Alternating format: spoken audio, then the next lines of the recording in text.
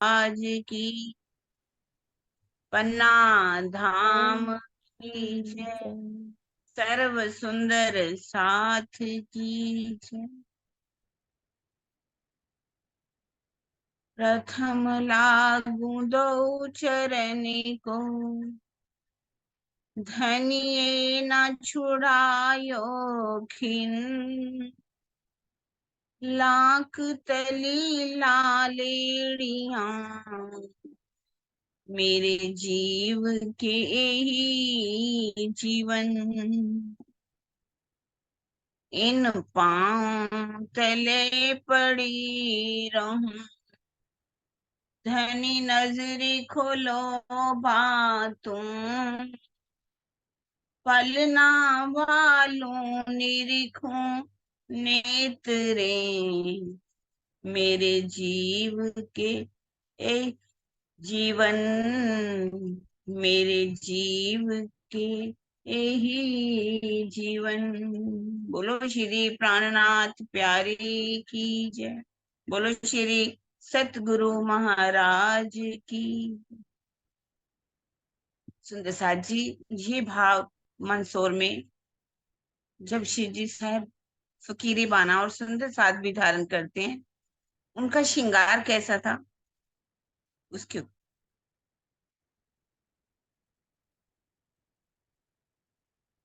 निज घर के पातशाह ने पहना फकीरी बाना। निज घर के बादशाह ने पहना फकीरी बाना। ऐसी छवि जहां में देखी सुनी कहीं ना। ऐसी छवि जहां में। टोपी है शीश ऊपर, गोटा किनार वाली। टोपी है शीश ऊपर, गोटा किनार वाली। उन पर ये कनढपी की, उन पर ये कनढपी की शोभा का क्या ठिकाना। निज घर के बादशाह ने पहना फकीरी बाना। निज घर के बादशाह ने दो रेखा बीच चंदन, मस्तक तिलक सुहाना। दो रेखा बीच चंदन, मस्तक तिलक सुहाना। कानन में पहने वाले, कानन में पहने वाले सोहे हाथ में सुमरना।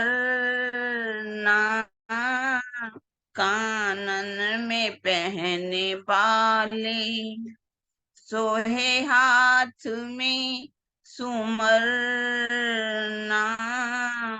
निज घर के बादशाह ने पहना फकीरी बाना। निज घर के बादशाह ने सुंदर गले में कंठी, तुलसी की पहनी माला। सुंदर गले में कंठी, तुलसी की पहनी माला, चरणों में पन ही धारी, चरणों में पन ही धारे, चलते हैं हक सुभाना, चरणों में पन ही धारे, चलते हैं हक सुभाना, निज घर के बादशाह ने पहना फकीरी बाना, निज घर के बादशाह ने। श्री बाई जुराज जी का निर्गुण स्वरूप प्यारा, श्री बाई जुराज जी का निर्गुण स्वरूप प्यारा, कई कोट राज उंदर, कई कोट रूप सुंदर, सब इस छवि पे वारा, कई कोट रूप सुंदर, सब इस छवि पे वारा, निज घर के बादशाह ने पहना फकीरी बाना, ऐसी छवि जहां में देखी कहीं सुनी ना, ऐसी छवि जहां में देखी सुनी कहीं ना, निज घर के बादशाह ने। बोलो श्री प्राणनाथ प्यारे की जय, बोलो श्री सदगुरु महाराज की। प्रणाम जी सुंदर साथ जी, प्रणाम जी दीदी। प्रणाम जी। इतना अभी हम राजी श्यामा जी का श्रृंगार भी, और ये हमारी फकीरी भेष जो धनी ने धारण किया, उसका श्रृंगार भी हमें अच्छे से पता होना चाहिए। होना चाहिए ना, शिव जी ने बिल्कुल दीदी। फकीरी वेश धारण किया, क्या हाँ। क्या पहना था उन्होंने, हम्म। उसकी शोभा का वर्णन वो ना चेहरा बिल्कुल ऐसे आ रहा मुझे था कि बहुत अच्छा लगता था, इसलिए मैंने सुना दिया। हम्म। कभी कभी ऐसा ही सुना दिया मुझे हाँ नहीं, हाँ। बाकी आते बहुत नहीं, अच्छे नहीं आता, अरे नहीं आवाज अच्छी नहीं है मेरी बहुत। नहीं, अरे आवाज को क्या करना है दीदी। बहुत अच्छे। ठीक है सुंदर साहब जी।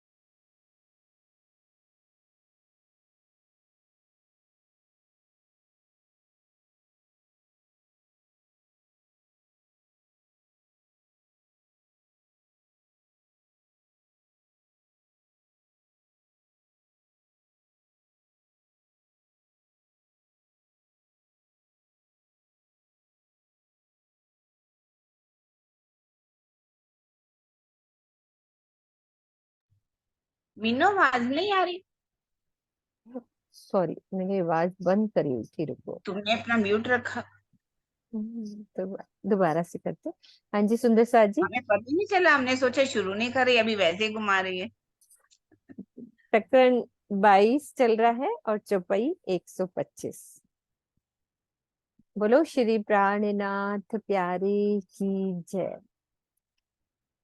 जवेर पैदा जिमिए से सो भी नहीं कया अरस में, 14 तबक उड़ावे अरस कंकरी, इत भी बोलना नहीं ताथे। इस संसार के ज्वारात पृथ्वी से निकाले जाते हैं, जबकि परमधाम में ऐसा नहीं होता। वहां प्रत्येक वस्तु नूरमयी है। परमधाम की एक कंकड़ी 14 लोक के इस ब्रह्मांड को अपने तेज से समाप्त कर सकती है। इसीलिए संसार के ज्वारातों से वहां की कोई उपमा देने का प्रश्न ही नहीं उठता। जित चीज नई पैदा नहीं, ना कबू पुरानी होए, तित शब्द जुबान जो बोलिए, सो ठोर न रही कोई। जिस परम धाम में ना तो कोई नई वस्तु पैदा होती है, ना कभी पुरानी होती है, उस परम धाम के लिए इस संसार की वस्तुओं से उपमा देकर यहाँ की जिह्वा और शब्दों से यदि कुछ भी कहा जाता है तो उसका कोई महत्व ही नहीं है।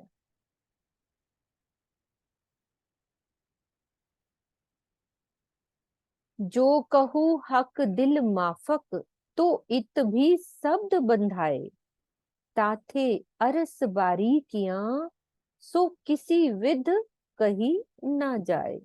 यदि मैं श्री राज जी के दिल के अनुसार कहती हूँ तो इसमें भी शब्द बंध जाते हैं, रुक जाते हैं। इस प्रकार परमधाम की गुझ बातों को किसी प्रकार से भी नहीं कहा जा सकता।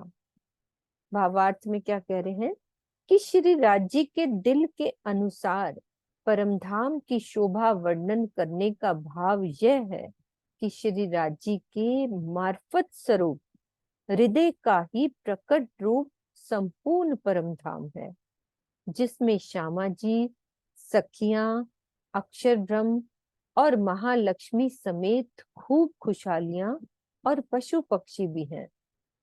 श्री राजी के दिल में नूर ही नूर है, अर्थात उनके हृदय में प्रेम, सौंदर्य, कांति, आह्लाद, एकत्व आदि सभी गुण सागर के रूप में विराजमान है, विद्यमान है। ये ही प्रकट होकर 25 पक्षों वाले परमधाम के रूप में दृष्टिगोचर हो रहे हैं।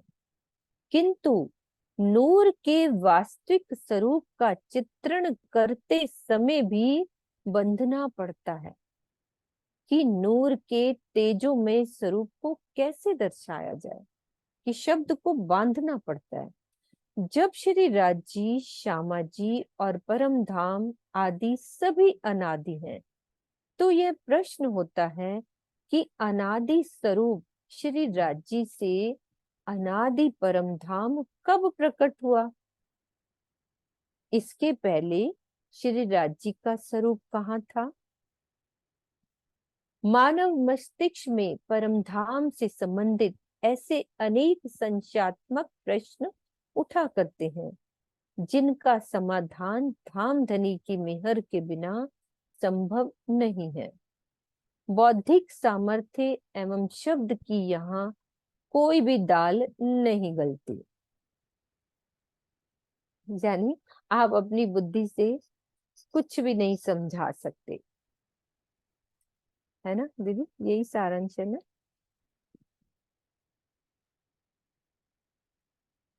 ताथे अरस बारीकियां सो किसी विद कही ना जाए, कही नहीं जा सकती राज्य की मार्फत की बातें। यदि किसी प्रकार यदि शब्दों में बांधकर राज्य के दिल के माफक कह भी सकते हैं, पर फिर भी जो अरस की मार्फत की बातें हैं वो समझाई नहीं जा सकती।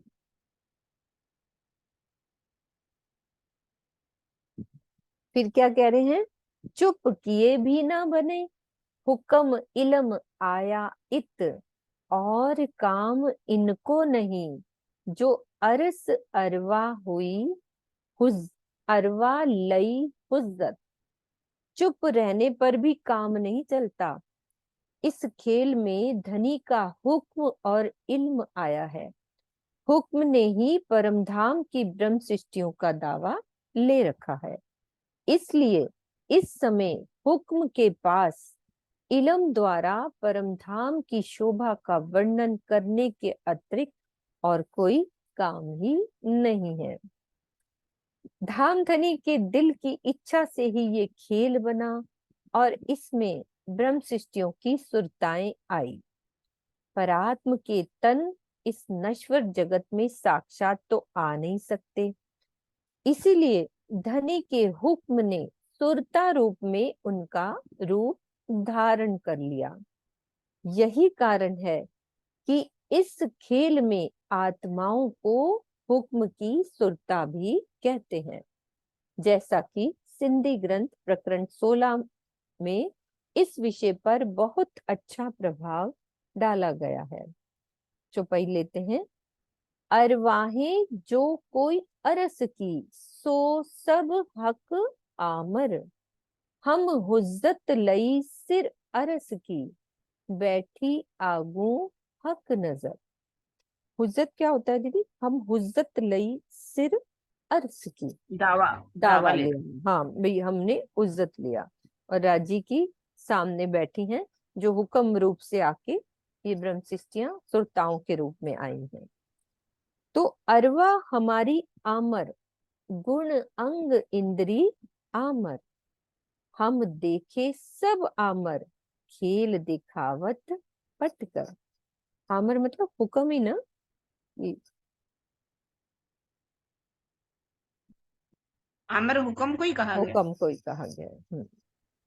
तो इस खेल में सारी लीला धनी के हुक्म से चल रही है। ब्रह्मवाणी का ज्ञान भी धनी के हुक्म से ही आया है। तो साहिब के हुक्मे ए बानी गावत है श्री महामत। किरंतन में भी ये चौपाई है कि हुक्म से ही ये बाणी आई है। तो धाम धनी का हुक्म ही ब्रह्मवाणी के द्वारा किसी न किसी रूप में परमधाम की शोभा का वर्णन कर रहा है। इल्म कहा जो लदुन्नी, सो तो हक का मुतलक। इत मोमिन मिल पूछ सी, क्यों रही रूहों को शक। टाटम वाणी का ज्ञान तो अक्षरातीत का है। ऐसी अवस्था में ब्रह्म सृष्टियां आपस में ये पूछ सकती हैं कि ब्रह्मवाणी के चिंतन मनन के पश्चात भी संशय क्यों रह गया है। भावार्थ, यथार्थतः ब्रह्मवाणी के ज्ञान में कोई संशय नहीं है, किंतु परमधाम की शोभा तथा लीला को यहाँ की उपमा से जब समझाने का प्रयास किया जाता है, तो मानव मस्तिष्क उसे पूरी तरह समझ नहीं पाता और मन पटल पर उभरने वाले द्वंदात्मक विचार ही संशयों का रूप ले सकते हैं। जैसा कि चौपाई में बताया, ये भावार्थ है। जो अरस बातें सक हमको, बिल्कुल लिंक चल रहा है। तो हक्के क्यों कया अरस कलूब, मोमिन कहे बीच वाहिदत। इन आशिकों हक महबूब। फिर श्री महामती जी की आत्मा कहती है कि यदि परमधाम की बातों में ही हमें शक है, तो यह विचारणीय बात है कि श्री राज जी ने हमारे दिल को ही अपना धाम क्यों कहा है। ब्रह्म मुनियों को परमधाम की एक दिली में रहने वाला कहा गया है। सर्वदा प्रेम में डूबी रहने वाली इन आत्माओं के प्रीतम एकमात्र अक्षरातीत ही है। तो इस चौपाई में ये बात दर्शाई गई है कि आत्माओं को परमधाम की बातों में किसी भी प्रकार का संशय होना ही नहीं है, होना ही नहीं चाहिए। यानी धनी हमारे दिल में बैठे हैं और पूरा वाणी में लिख दिया कि हम परमधाम की जो आत्माएं हैं वो वाहिदत में रहने वाली हैं और सदा प्रेम में डूबने वाली हैं। तो हमें किसी प्रकार का संशय होना ही नहीं चाहिए।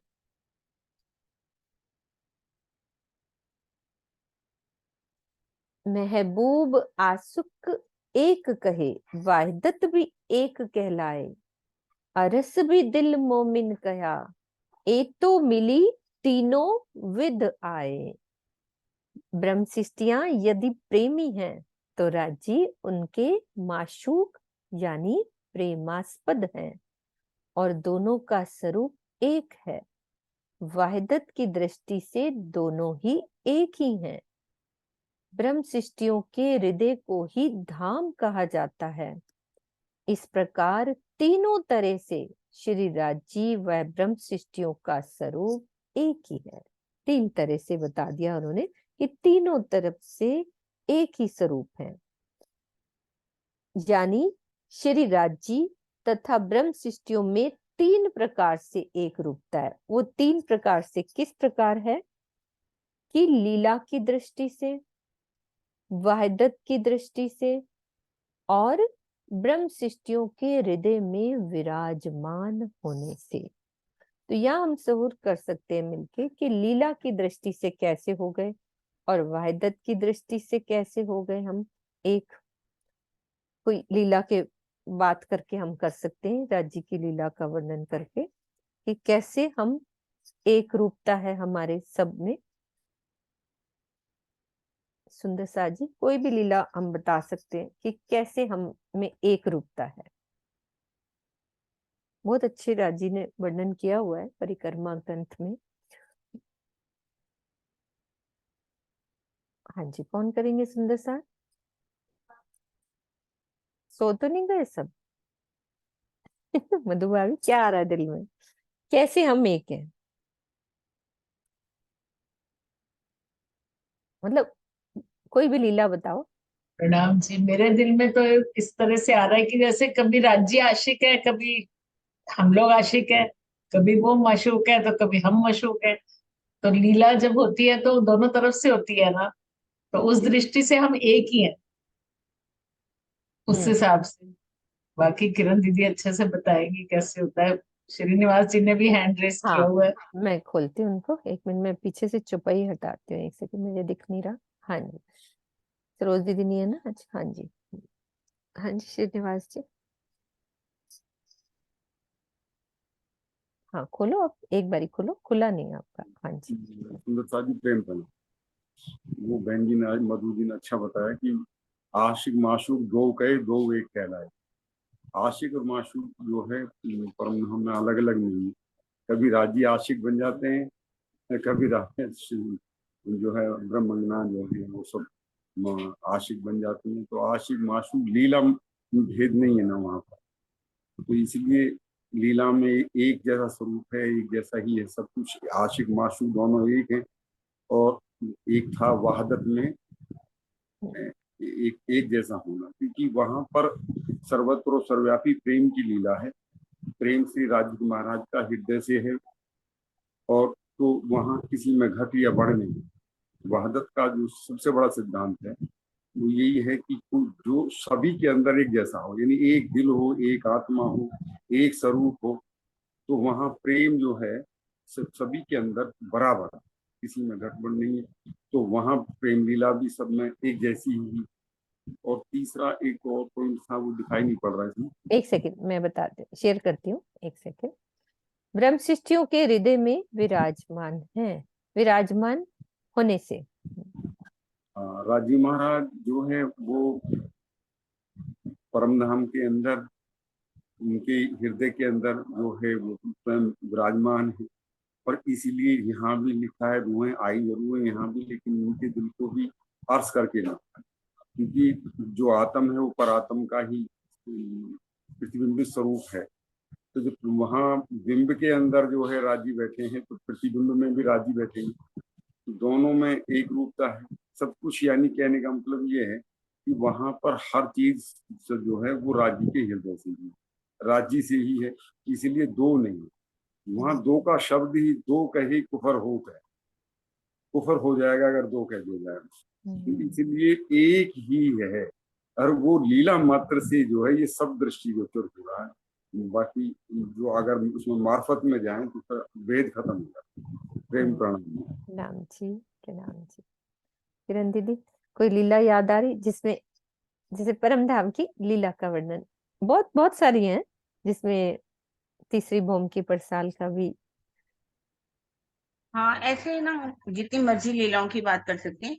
हम्म। परिक्रमा ग्रंथ में लाल चबूतरे के अंदर ना एक बहुत अच्छी प्यारी बात मेरे को लगती है कि कभी जो है रूहें जो है वो साकी राज्य साकी बनते हैं, तो रूहें जो है वो प्याले बन जाती है ना। तो कभी राज्य जो है वो प्याले बन जाते हैं, तो रूहें जो है साकी बन जाती। कभी राज्य पीते हैं तो कभी पिलाते हैं। और अगर आप पांचवी भौम की भी देख लीजिए तो वहां भी एक ही है। मार कहाँ है राज्य? रूहों के अंदर ही तो है, कहीं भी नहीं। अंदर से ही वो निकल आते हैं। वो एक दिल में हम ले सकते हैं, पर लीला में भी देखा जाए तो दोनों में कोई अंतर नहीं है, दोनों में एक रूपता है। कहीं भी देख लीजिए पूरी परम धाम की लीलाओं में, जहाँ वो मधु जी ने बहुत अच्छी ही बात कह दी। यदि जो रिझाने वाला है वो आशिक है, जो रीझ रहा है वो वो भी माशूक है। अच्छे थे। कभी आशिक है तो कभी माशूक है। बहुत अच्छा कहा, मशूक तुम्हारी अंगना, तुम अंगना के माशूक। हुक्मे इलम दृढ़ किया अजू रूह, क्यों ना हो टूक टूक। अभी भी हम नहीं हो रहे।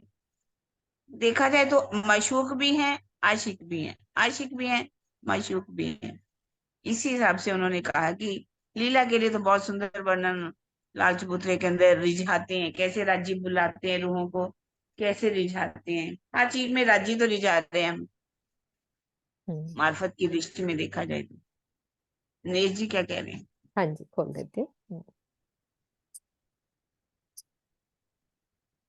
प्रणाम जी। नाम जी। प्रणाम जी। नाम आवाज जी। आ रही? हाँ जी, बिल्कुल आ रही। अच्छा समझा दिया किरण दीदी ने भी, और श्रीनिवास जी ने भी, और मधु दीदी ने भी। तीन तीन चरणों में उन्होंने तीन बातें कही। पहला कहा महबूब आशिक एक कहे, उसका कहा लीला की दृष्टि से। फिर कहा वायदत भी एक कहलाए, दूसरा। और फिर अर्श भी दिल मोमिन किया। और ये तीनों ये तो मिली तीनों विधाएं।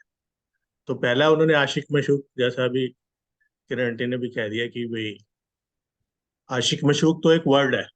जो रिझाने वाला होता है वो आशिक है, जो जिसको रिझाया जाता है वो माशूक है। तो परम धाम में आपका ध्यान कहीं और है। हाँ जी नरेश जी। हाँ, मैंने कहा आपका ध्यान कहीं और है। नहीं नहीं, वो तो लाइट चली गई थी, मैं पंखा चला रही हूँ। तो परम धाम में तो क्या है कि सारा दिन जैसे रूहें राज्य को रिझाती हैं, और किससे रिझाती हैं? जो उन्हें प्रेम और इश्क किसका दिया है वो भी राज्य का दिया हुआ है।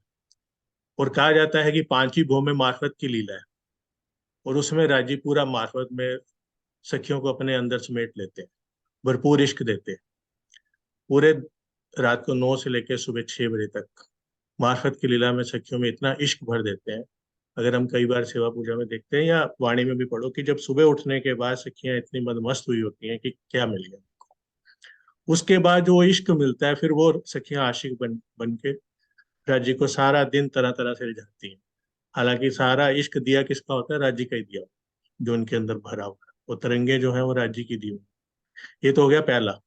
और लीलाएं तो सारा दिन फिर चलती हैं, चाहे वो तीसरी भूमि की लीला है, चाहे वो फिर हम 12 से 3 राज्य रेस्ट करते हैं तो हम वनों में घूमने जाते हैं, या फिर 3 बजे के बाद वनों में जाना, या अलग अलग 25 पक्षों में मानिक पहाड़, या सारे पक्षों में जाना। तो तरह तरह की लीलाएं। उसके बाद आ गया वाहिदत की एक दृष्टि से कह दिया उन्होंने, दोनों स्वरूप। वाहिदत एक दृष्टि, वाहिदत का मतलब है जो बात राज्य के दिल में आती है वही सब बातें श्यामा जी के दिल में, और वो सखियों के दिल में। ये वाहिदत की ये एक दूसरी विधि जी होगी। वाहिदत भी एक कहलाए। अर्श भी दिल मोमिन के। अब वो कहते हैं तीसरी तरीके से भी बताओ, क्योंकि ऊपर छुपाई आ रही थी ना, संशय नहीं होना चाहिए। कम से कम ब्रह्म सृष्टियों को तो संशय नहीं होना चाहिए। इसलिए अर्श भी, और तीसरी बात कह रहे हैं कि अर्श भी दिल मोमिन की। अब मैंने किसी और को, यहाँ किसी को नहीं मैंने अपना दिल अर्श का, तुम्हारे दिल को ही मैंने अर्श किया है, चाहे तुम कैसे भी हो। तुम्हारा जीव मैं बनाऊंगा, चाहे ठोकूंगा मारूंगा जैसे मर्जी बनाऊं, लेकिन मैं करूंगा तुम्हारे दिल को ही मैं अर्श। तो इस तरह से अर्श भी दिल मोमिन किया कि ब्रह्म सृष्टियों के हृदय में विराजमान होने। तो ये तीनों मिलो तीन विद्या, ये तीन चीजें होने के बावजूद भी ब्रह्म सृष्टियों को तो रंचक मात्र भी संशय नहीं होना चाहिए, नहीं होना चाहिए, नहीं होना चाहिए। जैसे बिल्कुल। बीतक में भी हो जाता है सारा कुछ चलने के बाद भी, तो वो फिर मंद स्वर में कौन सी जगह आके वो सारे कह देते हैं कि भी ये अक्षरातीत हैं, देख लो हमारे साथ ये सब हो रहा है, तो फिर वो क्लियर करते हैं कि देख लो तुम्हारे कोर्ट में। हाँ हाँ, कोर्ट में। आकोट के भी तक, हाँ। हाँ कोर्ट में आके कहते हैं हाँ भाई ठीक है, तुम्हें कैसे पता कि राजीव महाराज की ये शोभा श्रृंगार है, जो अक्षर को नहीं पता है, जो प्रेम में लीला है। तुम्हारे केस में क्या है? तो इस तरह से तीनों विद में ये कहा। बहुत अच्छे से क्लियर हाँ हो गई ये वाली, प्रणाम जी। ठीक है, अब कह रहे हैं और भी कहूं सो सुनो, मोमिन अरस से आए उतर, इलम दिया हके अपना, अब इनो जुदे कहिए क्यों कर। हे साथ जी, मैं कुछ और बातें भी कह रही हूँ, तीन आगे भी कह दी, अब और भी बातें कह रही हूँ, उसे सुनिए। ब्रह्म सृष्टियां परमधाम से इस माया के संसार में आई हैं। धामधनी ने इन्हें अपने तारतम ज्ञान से जागृत कर दिया है। अब इन्हें धामधनी से अलग नहीं कहा जा सकता। हम अरस परस एक ऐसे हैं कि वाणी से हमें धनी ने जागृत कर दिया है। अब क्या कह रहे हैं, फुरमान आया इनो पर, अहमद इनो सिरदार, हक बिना कछुए ना रखे, इनो दुनिया करी मुर्दार। हमारे लिए ही तारतम ज्ञान श्री कुलजम स्वरूप वाणी आई है, और श्यामा जी हमारी प्रमुख हैं। ये आत्माएं यानी कि हम आत्माएं अपने हृदय में एक अक्षरातीत के अतिरिक्त अन्य किसी को भी नहीं रखती, और ब्रह्म शिष्टियों ने सारे संसार को नश्वर समझकर छोड़ दिया है। इनो दुनिया करी मुर्दार। इस चौपाई में फुरमान से तात्पर्य श्री मुखवाणी से है, क्योंकि इसी में उनके परमधाम का संपूर्ण ज्ञान भरा हुआ है, जिससे जागृति होगी। कुरान तो कते परंपरा की साक्षी ग्रंथ है। फुरमान शब्द का प्रयोग पर ब्रह्म के आदेश से अवतरित धर्म ग्रंथों के लिए होता है। इसके अंतर्गत वेद और भागवत आदि ग्रंथ भी आएंगे। ए सब बुजर्गी इनो की, क्यों जुदे कहिए वायदत। उसी बात को देखो क्लियर करते जा रहे हैं, आगे से आगे बताते जा रहे हैं कि ए सब बुजर्गी इनो की, क्यों जुदे कहिए वायदत, इन्हें कुन की दुनिया क्या जानही, रूहे अरस हक निस्बत।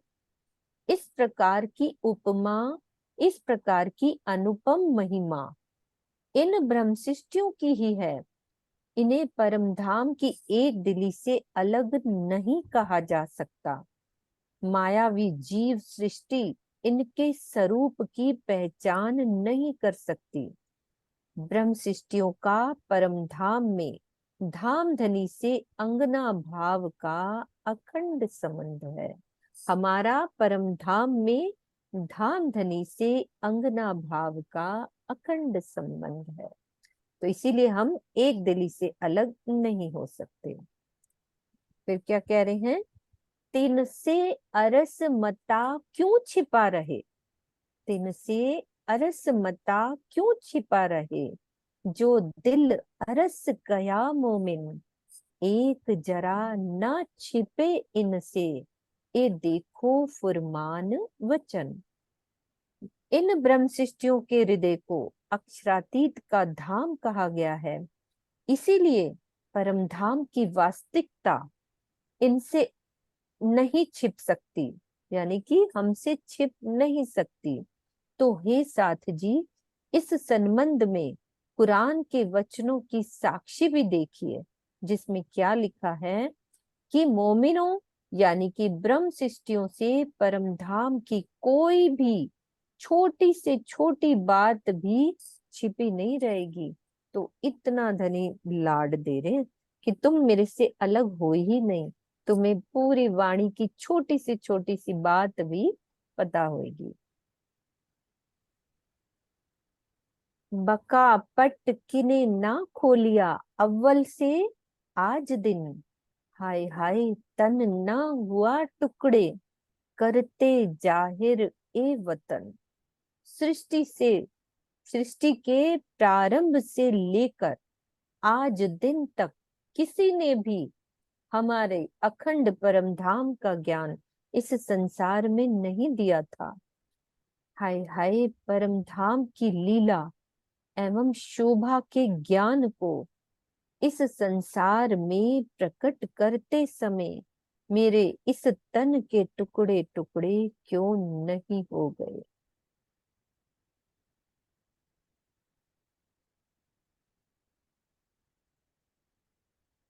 कितनी बड़ी बात करें।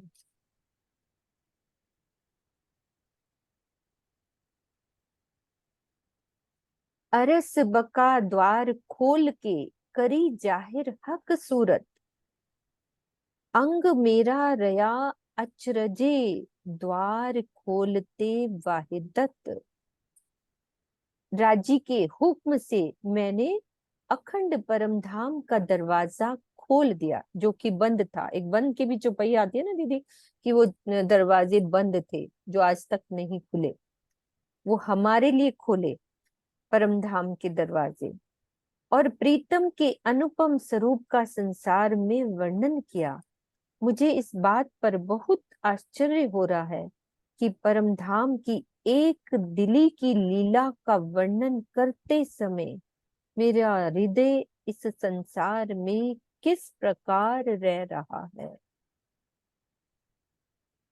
तो छोटी मोटी बात थोड़ी ना कि राजी ने बिल्कुल ही बराबर कर दिया ब्रह्म सृष्टि और राजी को।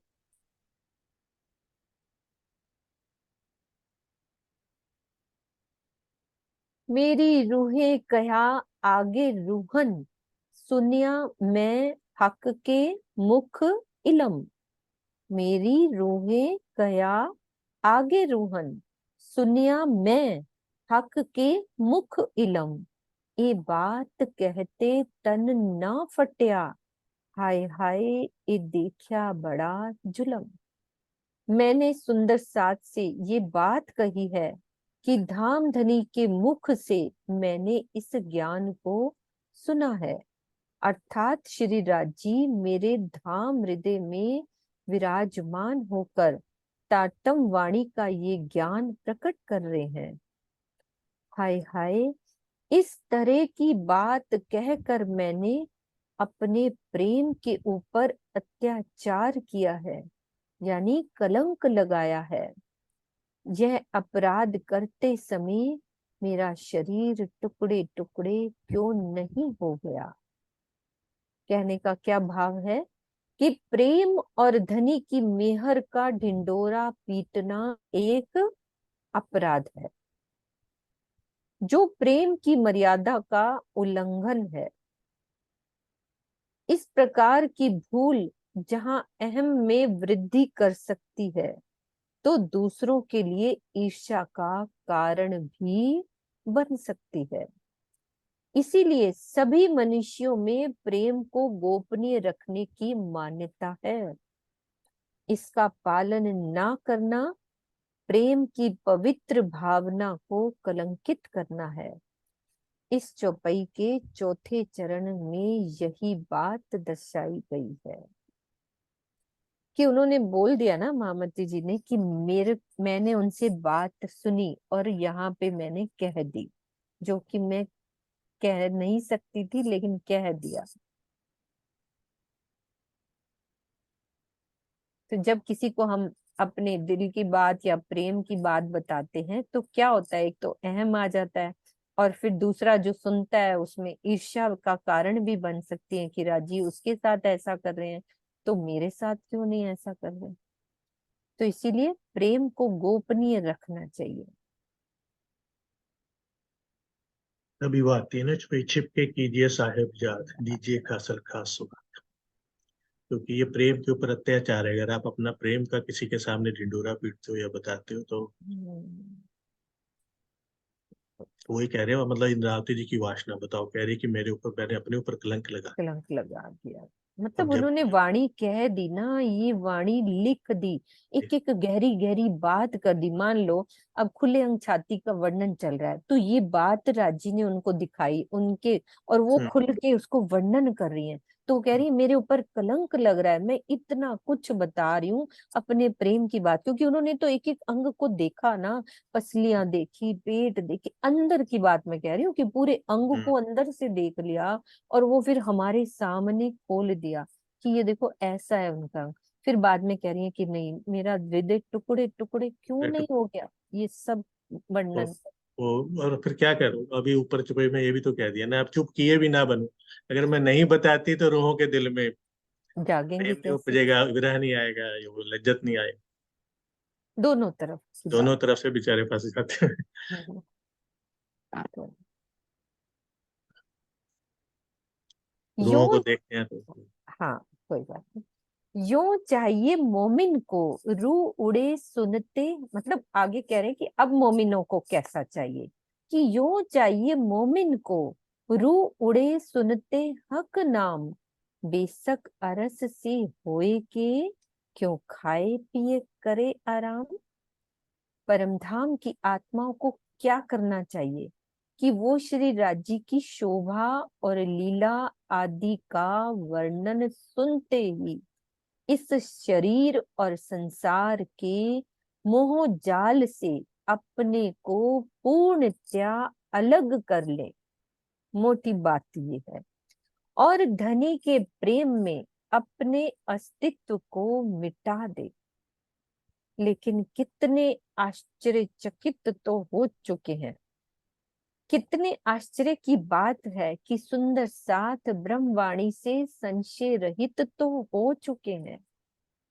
हम हम सुंदर साथ इस ब्रह्मवाणी से संशय रहित तो हो चुके हैं, किंतु अभी भी हम खाने पीने और मायावी सुखों में ही आराम कर रहे हैं। ये बिल्कुल मेरी बात है कि सब कुछ पता हो गया, सब कुछ हो गया, लेकिन अभी भी हम क्या कर रहे हैं, खाने पीने और मायावी सुखों में ही आराम कर रहे हैं। तो भावार्थ में क्या कह रहे हैं कि इस चौपाई में ज्ञान दृष्टि से उड़ जाने का प्रसंग है, शरीर छोड़ने का नहीं। नाम शब्द का तात्पर्य पहचान से है, जिसमें उनकी शोभा, सौंदर्य और लीला छिपी होती है। जैसा कि खिलवत प्रकरण में 15 में कहा गया है कि आशिक मेरा नाम। तो यहाँ ये प्रश्न होता है कि क्या अक्षरातीत का नाम आशिक है? वस्तुतः यह नाम तो संबोधनात्मक शब्द है, जिसमें उनकी प्रेममयी लीला की पहचान छिपी हुई है।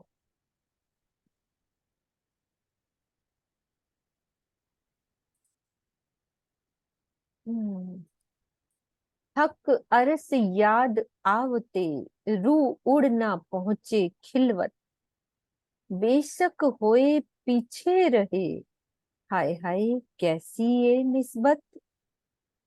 अक्षरातीत और परम धाम की याद आते ही यदि हमारी आत्मा अपनी आत्मिक दृष्टि से संसार को छोड़कर मूल मिलावा में नहीं पहुंच जाती, तो हाय हाय यही कहना पड़ेगा कि अक्षरातीत से अखंड प्रेम का हमारा कैसा संबंध है, कि ब्रह्मवाणी से संशय रहित हो जाने पर भी प्रेम में पीछे रहने का प्रश्न ही नहीं रहना चाहिए। ये होना ही नहीं चाहिए जो हम कर रहे हैं। तो इस चौपाई में ये बात दर्शाई गई है कि ब्रह्म सृष्टियों को प्रीतम की याद आने पर केवल नाम या शब्द जप में ही नहीं रहना चाहिए, बल्कि भाव दृष्टि से, भाव दृष्टि द्वारा स्वयं को मूल मिलावे में अनुभव करना चाहिए। फिर क्या होगा ऐसा करने पर हमें प्रीतम की शोभा का आभास भी होगा। हमें वो करंट आएगा कि मेरे धनी कैसे दिखते हैं। फिर अभ्यास गहन हो जाने पर प्रेम में उत्तरोत्तर की वृद्धि होगी कि राजी हमारी प्रेम का जवाब भी देंगे जैसा हम सोच रहे हैं। फिर उधर से लहरें आनी शुरू हो जाएंगी जो परमहंस अवस्था तक ले जाएगी ये वाली स्थिति। तो नाम जप केवल तरीकत तक ही सीमित रह जाता है। देखो स्वामी जी ने कितना अच्छा सा समझा दिया, कुछ बोलने की बात ही नहीं। ये जो इसमें एक लाइन 2 मिनट में बता, एक ही लाइन ऐड करता हूँ। जैसे इसमें लिखा है ना कि अभ्यास गहन हो जाने पर प्रेम में उत्तरोत्तर वृद्धि हो जाएगी, इसलिए उसमें एक चुपई आती है ना, ए मूल मिलावा अपना, नजर दीजिए इत, पलक न पीछे फेरिए, ज्यों इश्क अंग उपजत। भी जैसे जैसे हम मूल स्वरूप में राज्य के शोभा के चितवन में, गहन चितवन में जाते जाएंगे, प्रेम में उत्तरोत्तर वृद्धि होती जाएगी, अंगों में इश्क उत्पन्न होता जाएगा। ये बात। प्रणाम जी। फिर क्या कह रहे हैं? क्यों ना खिलावे खिलवत में रू अपनी रात दिन, हक इल्मे अजू जागी नहीं, कहावे अरस अरवा तन। क्यों ना हम अपनी आत्मा को दिन रात मूल मिलावे की शोभा में ही डुबोए रखें। क्यों ना हम, क्यों ना डुबोए हम परम धाम में अपना अखंड स्वरूप रखने वाली आत्माएं तो कहलाती हैं, किंतु ब्रह्मवाणी को लेकर भी अभी तक जागृत नहीं हो सकी है।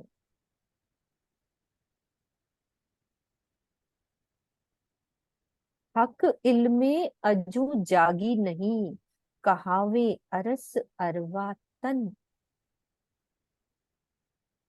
बैठी इन ख्वाब जिमी में, कहे अरस अजीम का बातन, हड्डी हड्डी जुदी होए ना पड़ी, तो कैसी रूह मोमिन।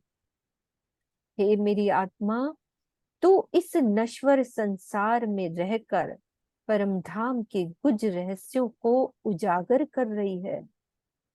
हम कैसी आत्मा है जो इतना कहने पर भी धनी के विरह में हमारे शरीर की एक एक हड्डी हमसे अलग नहीं हो जाती। तो हम कैसी आत्माएं हैं, कितनी कठिन कठोर, अति ढीठ भई, बहुत ही कठोर है।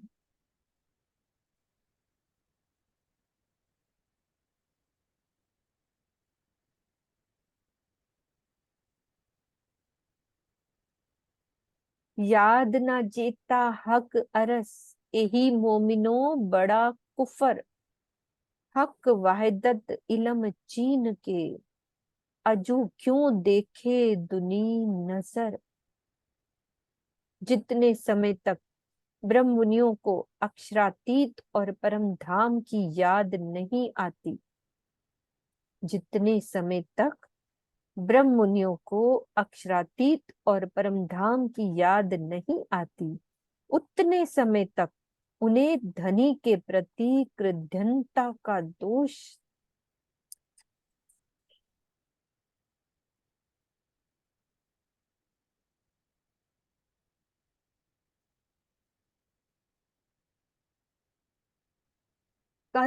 लगता है। हे मेरी आत्मा, ब्रह्मवाणी से अक्षरातीत और परम धाम के एकत्व की पहचान करके भी तू अभी तक इस झूठे संसार की ओर क्यों देख रही है? अक्षरातीत ने हमें माया के संसार से पार निकाला है, ये सोचकर हमेशा ही उनके प्रेममयी भावों में डूबे रहना कृतज्ञता है, और उन्हें भूल जाना कृतज्ञता है, यानी कि कुफर है।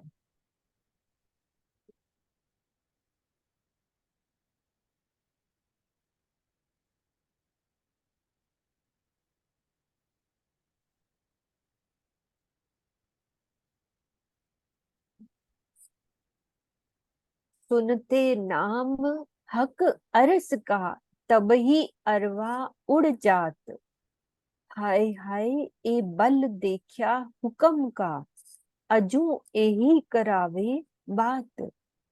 अक्षरातीत और परम धाम का नाम सुनते ही आत्माओं का तन विरह के कारण इस संसार में नहीं रह सकता था, किंतु यह धामधनी के हुक्म का ही बल है जिसने उनके तनों को संसार में रखा हुआ है, यानी बातें करवा रहा है।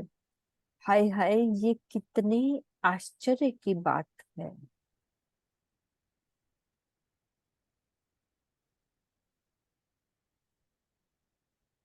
वस्त्र और भूखन कहे हक अंग वहदत के, ए कहते बारीकियां अरस की। हाय हाय तन उड़िया ना ख्वाबी ए। महामती जी ने परमधाम में विराजमान श्री राज्य के अंगों, वस्त्रों तथा आभूषणों की शोभा का वर्णन किया है। परमधाम की सूक्ष्मता भरी इन गुज बातों को कहते समय हाय हाय मेरा यह नश्वर तन क्यों नहीं समाप्त हो गया।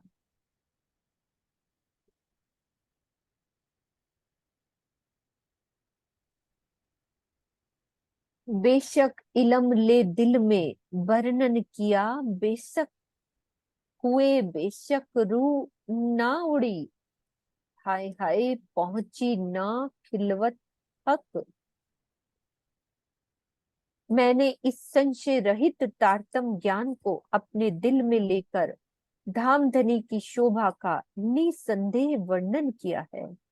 पूर्णतया संशय रहित हो जाने पर भी हाय हाय मेरी आत्मा इस संसार को छोड़कर मूल मिलावे में धनी के चरणों में क्यों नहीं पहुंच जाती।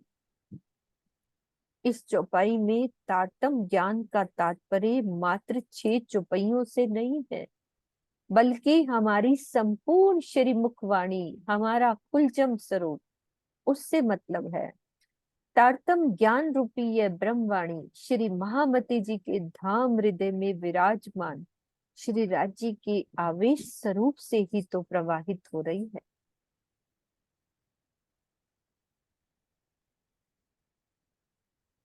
कहे इलम रूहे इत है नहीं, है हुक्म तो हक का। हुए बेशक हुक्म क्यों रहे, ले हुज्जत रू बका।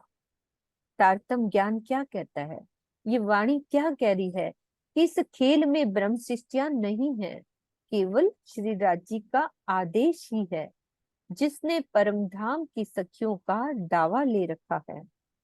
ऐसी स्थिति में ये प्रश्न होता है कि ब्रह्मवाणी से संशय रहित हो जाने पर भी यह हुक्म किस लिए है कि वो पुनः परमधाम क्यों नहीं चला जाता। यदि इस खेल में ब्रह्म सृष्टियां नहीं आई तो ये प्रश्न उपस्थित होते हैं कि बिना ब्रह्म सृष्टियों के ब्रह्मलीला कैसी हुई। पहला प्रश्न, क्योंकि प्रकाश हिंदुस्तानी प्रगटवाणी 37 में कहा गया है कि इन तीनों में ब्रह्मलीला भई, ब्रिजरास और जागनी करी। तो ये पहला प्रश्न है कि ब्रह्म सृष्टियां नहीं आई। तो फिर दूसरा प्रश्न ये होता है कि युगल स्वरूप की शोभा श्रृंगार का अवतरण ही क्यों हुआ। यदि जीवों के लिए हुआ तो इसके पहले अक्षर ब्रह्म और उसके चतुष्पाद आदि नारायण और सतयुग के ऋषि मुनियों को इससे वंचित क्यों रखा गया। भाई पहले क्यों नहीं हुआ, अभी क्यों हुआ। तीसरा प्रश्न ये आ रहा है कि इस जागनी लीला में किसको जगाया जा रहा है।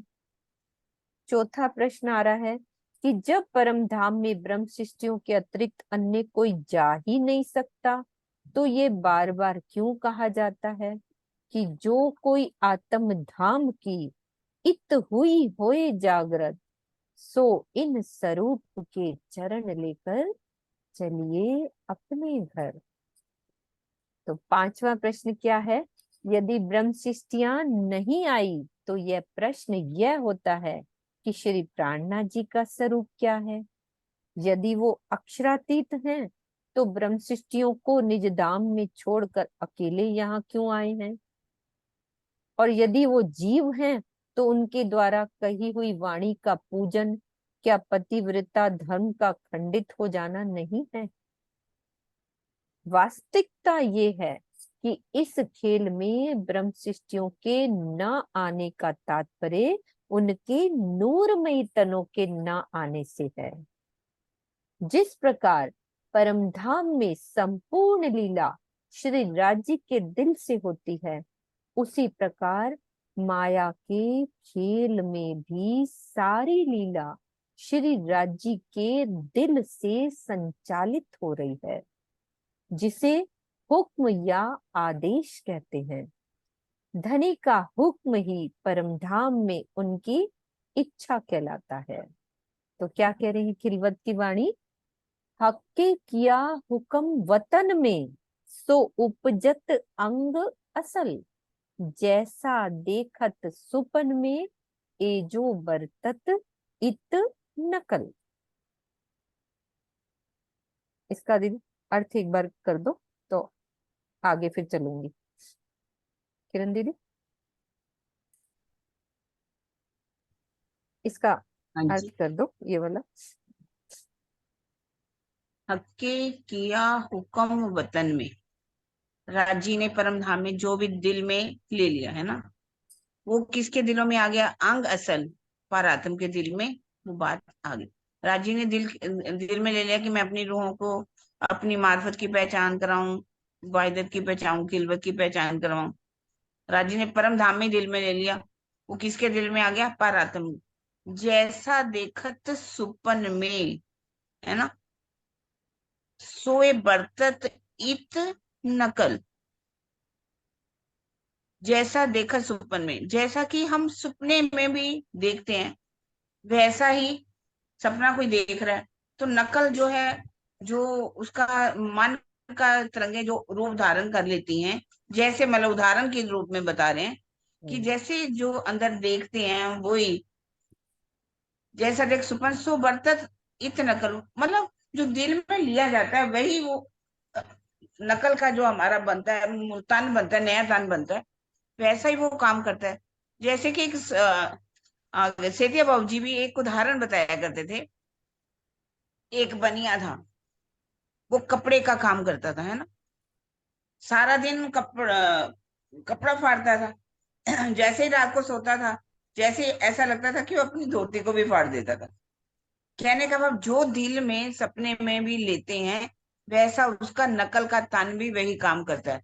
ऐसे ही राजी जैसे ही परम धाम में जो जो दिल में ले रहे हैं वो पर आत्म में आता है, और पर आत्म से हमारी आत्म में आता है।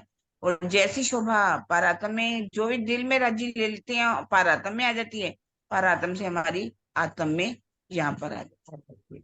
और उदाहरण वो दे दिए हैं दूसरे यहाँ का। सपने के हाँ। तो कहे लदुन्नी भोम तले की हक बैठे खिलावत, तैसा इत होता गया जैसा हजूर हुक्म करत। कोई बात खिलवत की प्रकरण 5 की ये भी चौपाई है। यानी श्री मुखवाणी के इन कथनों से यह स्पष्ट है कि जिस प्रकार परमधाम की सारी शोभा, सारी लीला एवं सखियों के तन श्री राज्य के दिल की इच्छा से हैं, उसी प्रकार इस जागनी ब्रह्मांड में जागनी लीला में भी सखियों के तन धनी के हुक्म इच्छा से ही हैं। परमधाम की शोभा, लीला तथा सखियों का स्वरूप अनादि होने से उसे अक्षरातीत का लीला विलास माना जाता है, जबकि ये जो संसार है वो स्वप्नवत है। इस प्रकार यहाँ के तन, लीला और आनंद का स्वरूप भी यहाँ की प्रकृति के ही अनुकूल होगा, किंतु मूल में क्या है, धनी की इच्छा ही होगी। जिस प्रकार परात्म के तन धनी के अंग है, उसी प्रकार आत्मा भी धनी की अंग रूपा है। और जागृत अवस्था में आत्मा और परात्मा में कोई भी भेद नहीं रह जाता जब तक आत्मा जागती नहीं, जब जाग जाती है तब। जैसा कि सागर में यह स्पष्ट रूप से कहा गया है कि तब आत्म पर आत्म के रहे ना कछु अंतराय। तब बोला जब आत्म जागृत हो जाएगी, इससे पहले नहीं, तब जब जागृत हो जाएगी तब वो एक हो जाएगी, तब कुछ अंतर नहीं रह जाएगा। ठीक है, यहाँ तक हम चुपाई लेते हैं सुंदर साथ जी। तो इसके ऊपर वाला लाइन वही है ना, अंतस्करण आत्म के जब जबे रहा समाये तब तब आत्म पर आत्म के कछु न रहे अंतराय। अंतराय। किसी का क्वेश्चन है तो बात कर सकते हैं 5 मिनट, फिर मैं बाद में चुप इधर आऊंगी। किसी के दिल में कोई बात आ रही है तो। आज का तो कुछ ऐसा लग ही नहीं रहा कि भी कुछ समझाने की बात है।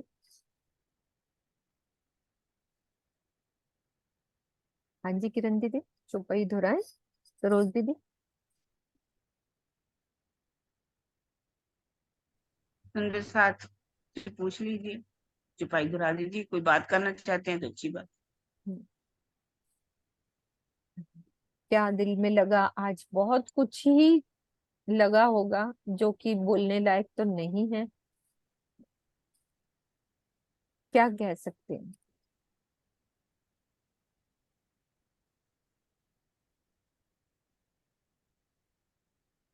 सारांश बोल दो दीदी सभी चुपइयों का, कि पूरी, क्योंकि चला ही एक ही मैटर है।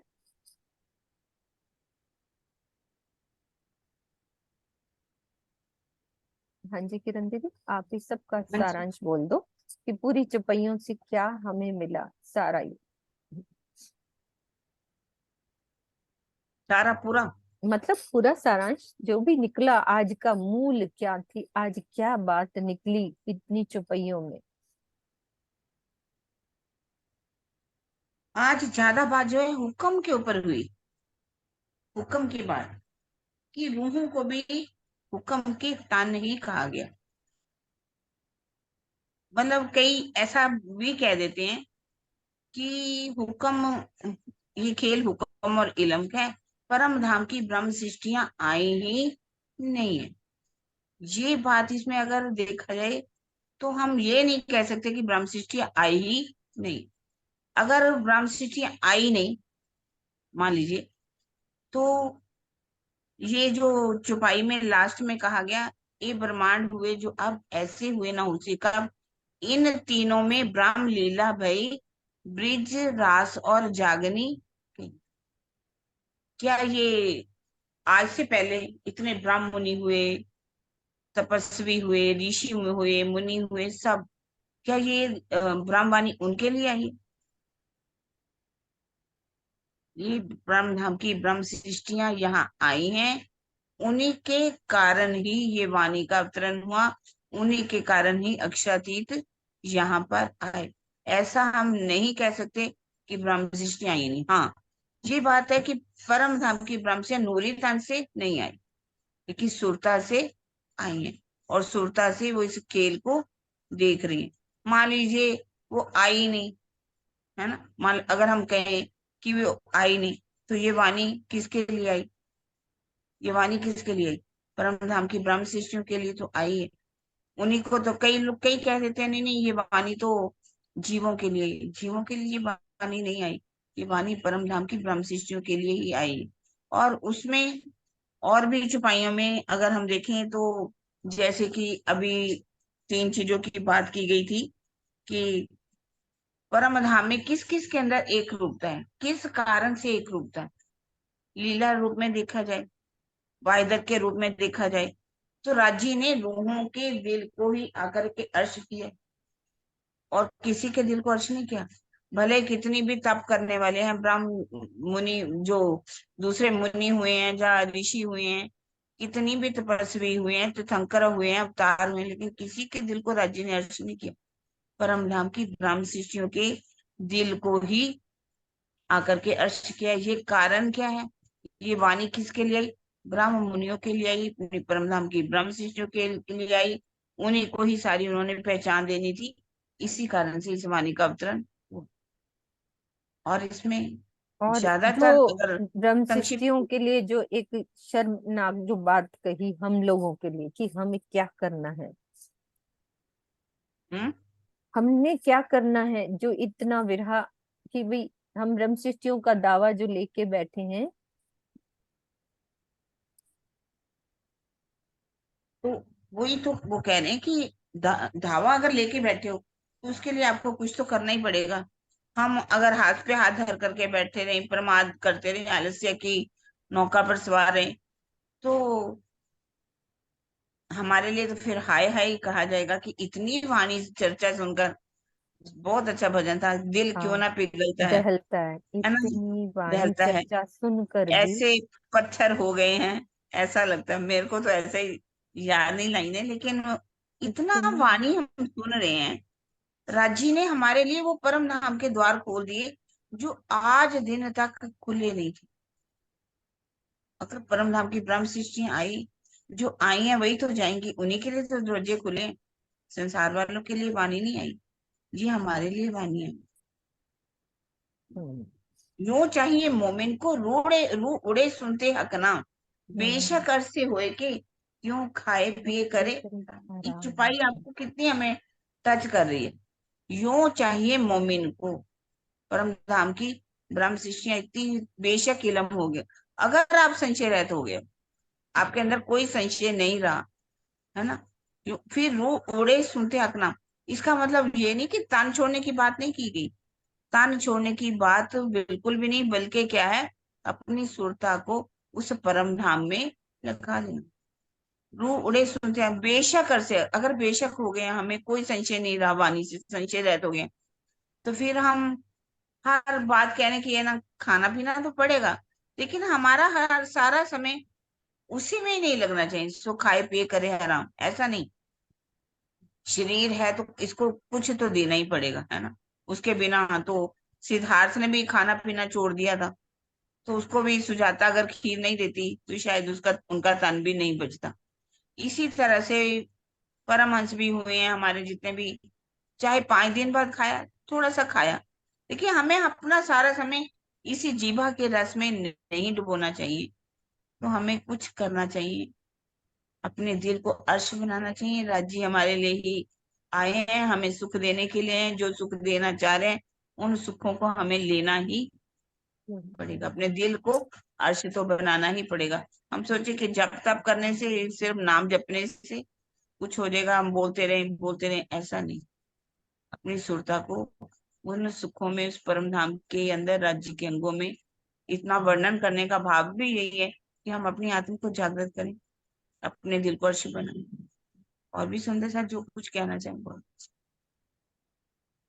हाँ जी, सुंदर सा जी कुछ कहना चाहते हो आप? 5 मिनट और ले लो सुंदर सा जी।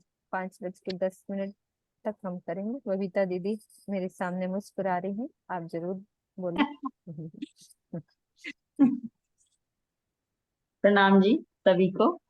राम ये जी। तो मेरा बहुत पसंदीदा विषय है कि मैं हमेशा ही एक ही बात पे सबसे ज्यादा जोर डालती हूँ, और अपने जीवन में भी, और जब भी वेतक पढ़ते हैं हम लोग या फिर हम यहाँ श्रृंगार करें, एक ही बात होती है कि हम इसको अपने जीवन में कैसे उतारें। ये जो चीजें हमें सुनाई जा रही हैं, वाणी का जो पूरा हम मंथन करते हैं, और हमारे गुरु जो हमें बताना चाह रहे हैं वाणी के माध्यम से, ब्राज जी हमें बताना चाह रही, तो बस इसका मुझे हमेशा एक लगता है बात कि हम इसमें से ये सार जरूर से जरूर निकालें इसका, कि हम इसे अभी जो हम जिस संसार में यहाँ बैठे हुए हैं, इस खेल में बैठे हुए हैं, यहाँ कैसे अपने जीवन पर इसको हम लागू करें। और ताकि अभी जो एक बात हुई, विरह की बात हो रही है, राज्य से संबंध की बात हो रही है, और ये सारी जो बातें हो रही हैं कि संशय ना करना हो, उनसे प्रेम बस उन्हीं से करना है, बहुत सारी चीजें जो केवल परम धाम से और राज्य से ही रिलेट कर रहे हैं हम, तो बस समस्या यही आती है कि हम नहीं कर पाते हैं रिलेट। तो इसके लिए करें क्या हम? तो देखो, सबसे पहला जो बात है, हमें अपनी रहनी में बहुत ही जबरदस्त परिवर्तन करना पड़ेगा। रहनी मतलब हम ये सोचे कि हम उच्च स्तर से स्टार्ट करें कि चलो वाणी हम रोज पढ़ें, चितवनी भी हम करें, लेकिन मैं ऐसा मानती, ये मेरा मानना है, मेरा भाव है, ये हो सकता है आप लोगों का कुछ अलग हो, मैं ऐसा मानती हूँ कि हम निचले स्तर से शुरुआत करनी पड़ेगी हमें, कि रहनी से शुरुआत करें हम पूरा, कि हमें सुबह से लेके शाम तक, और मैं तो यहाँ तक भी बोलती हूँ, आप हमेशा मेरे मुख से सुनते होंगे कि बड़े बड़े प्लान ना बनाएं, कि हम महीने 2 महीने के प्लान बनाएं या साल, चलो भाई पूरे साल का रिजोल्यूशन लेते हैं कि साल हम अब की बार ये करने वाले हैं हम, ऐसा हम रोज का प्लान बनाएं। ये 24 घंटे जो हमें मिलते हैं, रोज की रोज जो ये 24 घंटे मिल रहे हैं, और इस 24 घंटे में देखो कितनी मिनट, कितने घंटे, कितनी सारी चीजें जाती हैं ना, कितने क्षण जा रहे हैं इसमें। तो हर क्षण पे अगर हम ध्यान देना शुरू करें, ध्यान देने का मतलब ये नहीं कि हमें पूरा ऐसे फोकस रखना पड़ेगा कि जी अभी ध्यान हट गया, अभी ध्यान चला गया, ऐसे नहीं। ध्यान देने का मतलब ये है कि जब भी हम कुछ भी काम करें, वो काम हमारा, जो भी हम कुछ करें, वो हर कदम हमारा, हमारा मन का जो भाव हो केवल और केवल अपने प्रियतम की तरफ ही हो। शरीर से हम संसार को कितना भी जी रहे हो, चाहे कुछ भी कर रहे हो, लेकिन वो भाव हमारा लगातार अपने प्रियतम की तरफ चलता रहे। और मैं कहती हूँ कि ये भाव सबसे ज्यादा काम करता है। हम हाथों पैरों से, मुख से कुछ भी कर रहे हो, वो एक बिल्कुल अलग बात है, लेकिन जब हम दिल में भाव लेकर कुछ भी काम कर रहे होते हैं, जब हम दिल में भाव लेकर अगर भोजन भी बना रहे हैं, तो वो भी प्रसाद बन जाता है। भाव का इतना बड़ा महत्व है। तो यहाँ से हम रहने से शुरुआत करें, आहार से शुरुआत करें, धीरे धीरे हम रोज वाणी भी पढ़ते रहें। जितना समझ में हमें आता जा रहा है, उतना ही समझ के हम आगे बढ़ते रहें। ये ना समझे कि हमें कम समझ में आ रहा है या फिर हम अभी नहीं समझ पा रहे हैं इन चीजों को। मैं भी सच बताऊं तो वाणी को पहले नहीं समझ पाती थी उतने अच्छे से। वाणी सुनती थी लेकिन नहीं समझ पाती थी। मेरी बुद्धि शायद उतनी उतनी काम ही नहीं करती थी कि उसे इतनी भारी भरकम चीजों को मैं समझ सकूं। लेकिन एक काम किया हमेशा ही कि जितना भी समझ में आया, अगर इतना सा समझ में आया तो इतना ही चल पड़ी। और इसने इसने जीवन में काम किया कि आज ऐसा होता है कि जब हम राज्य की बात कर रहे होते हैं तो हृदय में सीधा उतर रही होती हैं सारी चीजें। तो हमें क्षण क्षण अपने जीवन को एक तरीके से राज्यमय बनाना पड़ेगा, प्रेममय बनाना पड़ेगा हमें अपने जीवन को। और तब जाके हम इस माया के संसार से, समझ लीजिए, हम धीरे धीरे धीरे धीरे निकलना शुरू करेंगे। और मुझे ऐसा लगता है कि एक स्तर पर आने के बाद ना, जैसे ऐसे होता है ना कि हम एक जोन में, राज्य के जोन में ऐसे घुसे, फिर हाथ वो पकड़ के खींच लेंगे। अभी हम माया के जैसे फंद में है ना, तो इस माया के फंद से एक हल्का सा बाहर निकले, राज्य जैसे ऊपर से हाथ करते, मुझे ऐसा ऐसा मैं इमेजिन करती हूँ कि ऐसे राज्य ऐसे हाथ पकड़ेंगे और खींच लेंगे बस फिर एक। लेकिन हमें एक लेवल तक हमें आना पड़ेगा, कहने का मतलब ये एक स्तर पर हमें आना पड़ेगा। राज्य को अपनी पात्रता को सिद्ध करना पड़ेगा कि हम पात्र हैं राज्य, हम प्रेम करते हैं आपसे, लगातार उन्हें बताना पड़ेगा, जताना पड़ेगा। और हम ब्रह्म सृष्टियां हैं। और नरेश जी एक दिन ये बोल रहे थे, हाँ, कि हमें मांगना है उनसे प्रेम को। और मैंने कहा था कि नहीं मांगने की, मैं माफी चाहती हूँ सच बताऊं तो इस बात के लिए। बाद में मैं सोच रही थी कि हमें तो अधिकार है उनसे प्रेम मांगने का।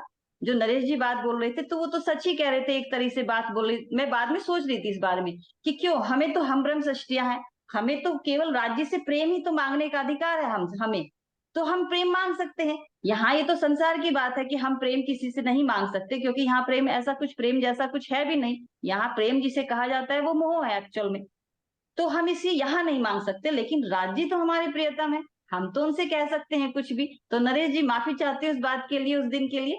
सच बताऊं तो नहीं बाद में मैं नहीं, सोच रही थी कि नहीं, बिल्कुल सही बात है, हम तो राज्य से प्रेम मांग सकते हैं।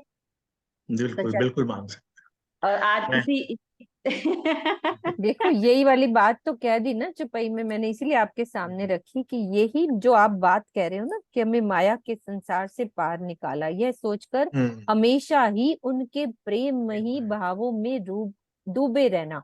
हमेशा ही जो आप कह रहे हो ना दीदी, कि हाँ हर हाँ दम उनके भावों में डूबे रहना, वो हमारी कृतज्ञता होगी। और यदि हम भूलते हैं तो कृतघ्नता, यानी कि वो कुफ्र है। ऊपर है। सबसे हाँ बड़ी बात जो आज चुभी ना दिल में, हम्म। कि ये सबसे बड़ी बात है जो आप कहते हो हरदम, कि हर दम उसी भावों में रहे हम। ये मीनू जी, मैं आपकी ना एक दो बातें, बबीता जी आपने कुछ और कहना है तो मैं इनकी बात का जवाब, ये आज कल कल भी आप कह रहे थे ना कि विरह क्यों नहीं आता, हमें क्यों नहीं ये चोट लगती, ये सारी बातें थोड़ा सा मैं इसका कल भी मैं सोचता रहा, क्योंकि पता है क्या है, हम वाणी भी पढ़ रहे हैं, हम चितवन भी सारे कहीं हम कर रहे हैं। कहानी कहाँ है कि जो अभी बबीता जी ने कहा, रहनी में फर्क। मैं सच बताऊं, मैं अभी अपने आप को, अभी भी जैसे आप लोग कहते हो ना कि हमें दिखते क्यों नहीं, ये नहीं करते, मैं अभी अपने आप को काबिल ही मानता कि राज्य मुझे दर्शन दे। क्योंकि मैं नहीं मानता कि हमारी रहनी इतनी, रहनी में बहुत चीजें आ जाती, मैं बहुत का चीजें आती हैं, बहुत चीजें मैं आती का हैं। हटना, दिल निर्मल होना, हर चीज आ जाती है रहने में, 10-12 पॉइंट। वो सारी चीजें जब तक नहीं आएंगी, मैं बता रहा हूँ, फिर हमें ये। और दूसरा, जैसे हम कहते हैं ना, क्यों नहीं दिखती चीज को हटा रहे हैं सुंदरता धीरे धीरे, क्यों नहीं, छोड़ो राजीव पे ना, आप अपना करो, कर तू कर तेरी हो तो मेरी, तो आप अपना करते जाओ। और दूसरा ये भी हटाना पड़ेगा आपका कि विरह क्यों नहीं आता। अब वो भी अलग अलग रूह के हिसाब से है। हक हक यतन करे विद विद, हर रूह का। अब आप आज जब बोल रहे तो आपके लड़खड़ा रही थी, जो मतलब हृदय में विरह था, या उस दिन सुषमा जी बोल रहे थे विरह था, तो वो उनको पता है किस जीव, क्योंकि अलग जीव अलग अलग है, रूह तो सबकी एक है, अलग अलग जीवों के हिसाब से रूह उतरी है। तो वे अलग अलग 12,000 यत्न करके उनको अपनी रूहों को लेके जाना है, किसको कैसे, किसको कैसे, किसको कैसे। तो इसलिए इस तरह से। और फिर धनी तो इतना प्यार करते हैं हमसे, ये लाइन मेरी बड़ी प्यारी, धनी करते हैं मुझसे बहुत प्यार, कि इसी प्रकरण में ऊपर तो लिख दिया, कलश हक बिरहा वाला पढ़ रहे हैं, अब क्यों वर्णो हक सूरत वाला, इसको भूलना नहीं हमने।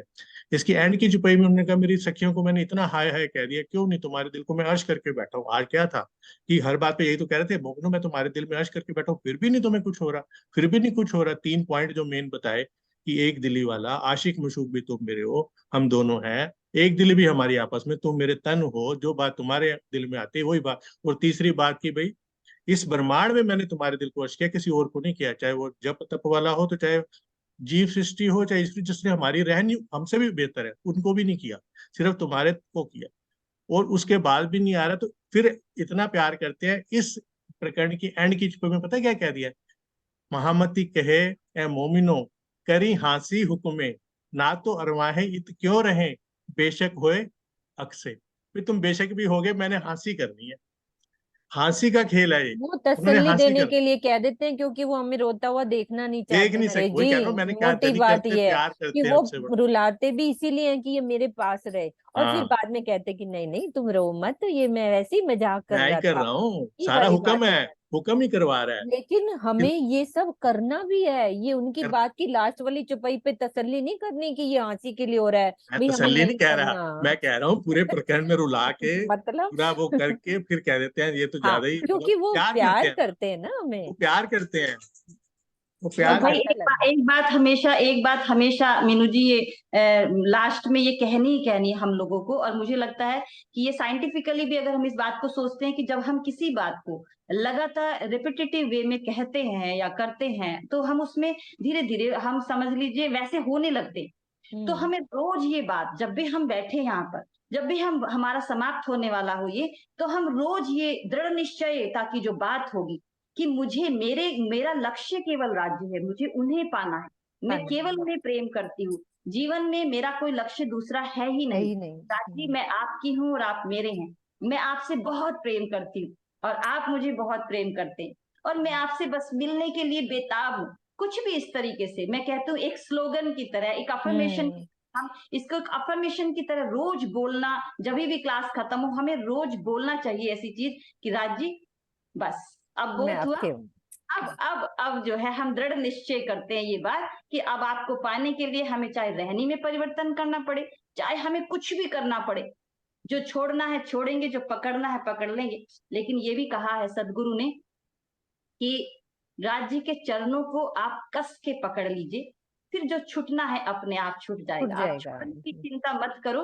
आप बस जिसको पकड़ना है उसको पकड़ लीजिए, जो छूटना है वो खुद ब खुद छूट जाएगा। ये संसार भी छूट जाएगा और यहाँ की सब मोह माया वासना इच्छा भी छूट जाएंगी, ये पक्की बात है।